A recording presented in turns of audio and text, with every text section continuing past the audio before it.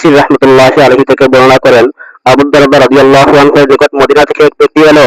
তিনি তখন দামেস্কে ছিলেন। তিনি লোকটিকে জিজ্ঞাসা করলেন, ভাই, তুমি কি জন্য এসেছো? লোকটি বলল, একটি হাদিসের জন্য।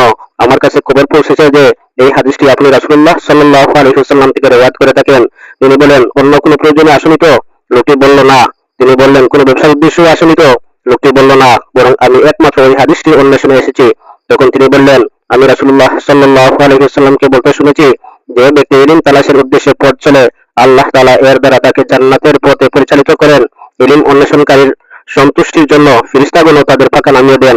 আসমানে যা কিছু আছে এবং জমিনে যা কিছু আছে, এমনকি পানির মৎস্য পর্যন্ত আলিমের জন্য ইস্তেগফার করে।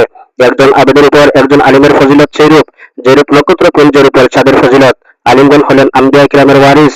নবীগণ তো মিরাজ হিসাবে দিনার বা দিরহাম রেখে যান না, তারা মিরাজ হিসাবে রেখে যান ইলম। যে ব্যক্তি তা গ্রহণ করলো, সে তো পূর্ণ হিস্সা লাভ করলো।